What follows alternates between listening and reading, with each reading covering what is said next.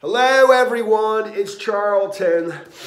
And well, I was just reading up on this story about the missing CDC employee. Timothy Cunningham is his name, and they've located his body in Atlanta, Georgia, in the Chattahoochee River. And some fishermen came upon it. He went missing February 12th, so more than 2 months ago. He left work early. Supposedly he wasn't feeling well, and then he just disappeared. And I think there's been some conspiracies swirling around his disappearance because of some of the things that he said to people right before he went missing, and because he works for the CDC, you know, a government, the Center for Disease Control, and he actually worked on the emergency responses for Zika virus and Ebola and other stuff. So. But he left work early on February 12th. Supposedly he wasn't feeling well, and they didn't. And then he just disappeared. And they found his wallet and his keys, his cell phone, his dog at his home, and obviously not himself. And so this entire story is brand new to me. You know, I just started learning of it because they found his body. They believe he likely drowned in the river, but the police major for the Atlanta Police Department, O'Connor was his name, said we may never know, you know, why he ended up in the river. That's the question I, had in February. How did he end up in the river? I mean, they're saying he likely drowned, but why would he go into the river in the first place? So, and they supposedly searched the same river when he went missing. It's not far from where his house is. And they weren't able to find him, and it's in a fairly remote location. I believe the fishermen, I'm assuming, that came upon him were in a boat, but I don't know that for sure. And that it was actually difficult to get him out of the water because of the heavy current there. And according to the report, other than the body being badly decomposed because it was in water and it's been over 2 months, there was nothing remarkable about the autopsy. But other than likely drowning, they have no cause of death.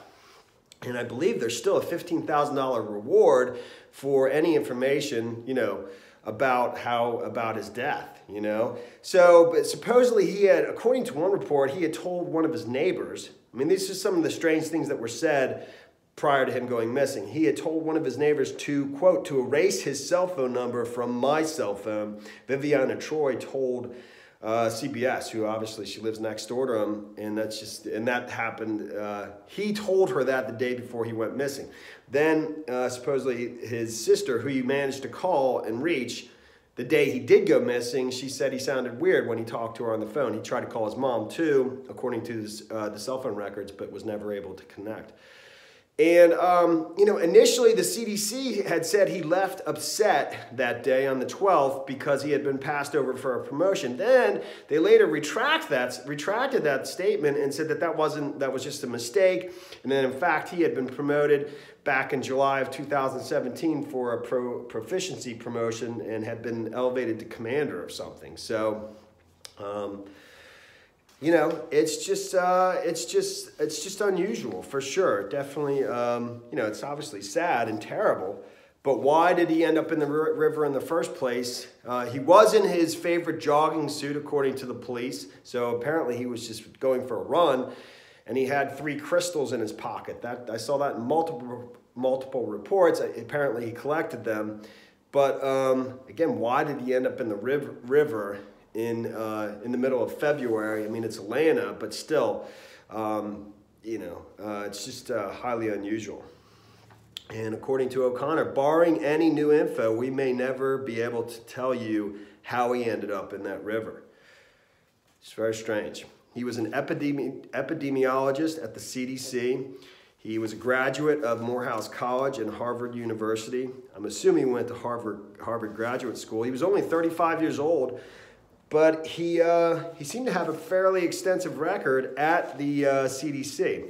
He played a pivotal role in addressing past public health emergencies, including Ebola and Zika virus responses. He served several leadership roles, and his research centered on the different health outcomes due to race and ethnicity and socioeconomic factors, geography, etc. So I don't know. It's very strange. And that's the story there. Well, thanks for watching my videos. Please subscribe to my channel. Give me a like down below. And I will see you in the next video. Later, man.